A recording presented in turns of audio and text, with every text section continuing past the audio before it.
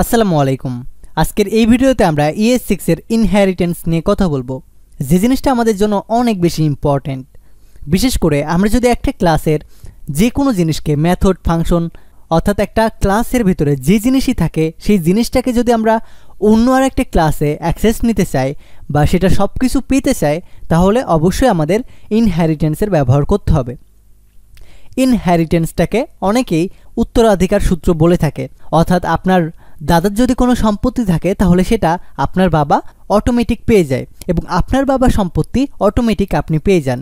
এই যে একটা উত্তরাধিকার সূত্রে আপনি আপনার বাবা সম্পদ পাচ্ছেন, আপনার বাবা তার বাবা সম্পদ পাচ্ছে, সো এই যে একটা প্রক্রিয়া চলতে থাকে, এই জিনিসটাকে আপনি ইনহেরিটেন্স বলতে পারেন। সো ইনহেরিটেন্সটা মূলত কাজ করে এক্সট্যান্ডের মাধ্যমে।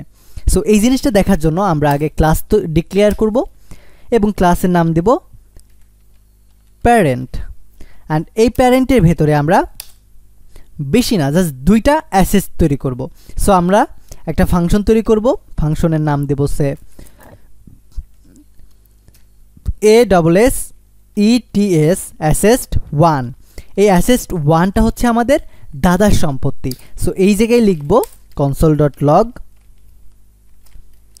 এটা আমার দাদার সম্পত্তি বা ASSETS, এটা আমার দাদার অ্যাসেস্ট। অ্যান্ড এটার পরে আমি আরও একটা অ্যাসেস্ট ক্রিয়েট করব, অর্থাৎ সেম জিনিসটাকে কপি করব।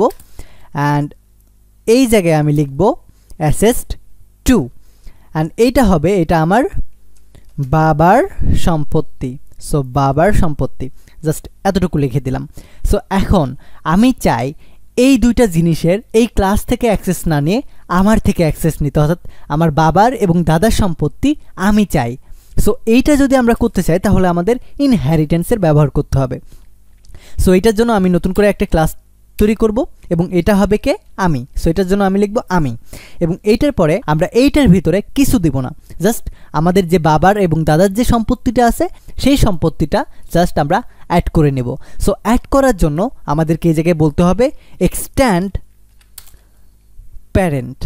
সো এই যে জিনিসটা আমাদের উপরে ক্লাসটা আছে সেই ক্লাসটা জাস্ট এক্সট্যান্ড করে দেব। অ্যান্ড এই জায়গায় গিয়ে জাস্ট আমরা যদি আমরা স্পেসিফিক কোনো অ্যাসেস্টকে নিতে চাই তাহলে সেই অ্যাসেস্টকে কল করে দিতে পারবো সুপার কিওয়ার্ড ব্যবহার করার মাধ্যমে। সো এইটার জন্য আমি একটা ফাংশন ক্রিয়েট করব সে মাই অ্যাসেস্ট নামে, ASSETS মাই অ্যাসেস্ট। মাই অ্যাসেস্টের ভিতরে এইটার ভিতরে যে জিনিসগুলো থাকবে সেগুলো থাকবে আমার সম্পত্তি। সো এই জায়গায় আমি সুপার কিওয়ার্ডটা ইউজ করব আমার বাবা এবং দাদার সম্পত্তিকে আমার করে নেওয়ার জন্য।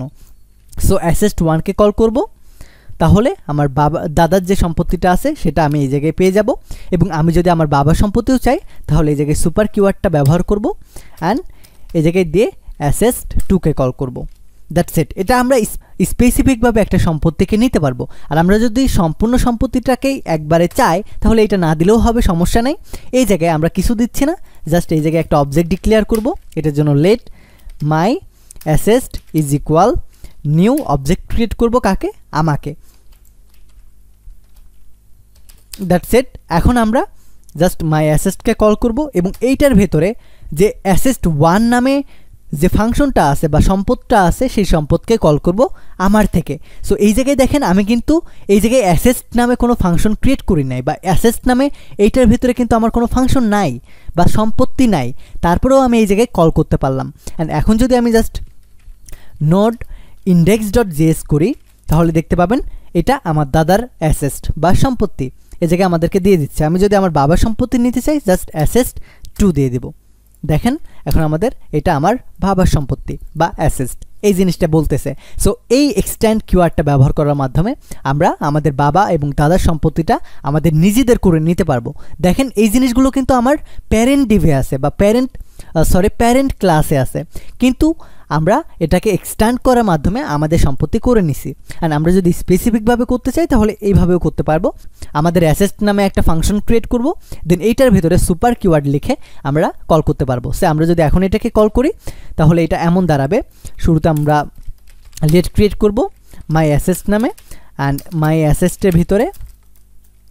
অ্যাসেস্টের ভিতরে নিউ ডট যে আমিটা আছে এই আমিটাকে কল করব। অ্যান্ড কল করার পরে এই যে মাই অ্যাসেসটা আছে, এই মাই অ্যাসেসের ভিতরে আমাদের যে মাই অ্যাসেস নামে যে ফাংশনটা আছে সেই ফাংশনকে কল করব। মাই অ্যাসেস এটা অবজেক্টের পরে মাই অ্যাসেস নামে আরও একটা ফাংশন আছে যে জিনিসটা এই জায়গায় কল করছি। সো মাই অ্যাসেসকে কল করব।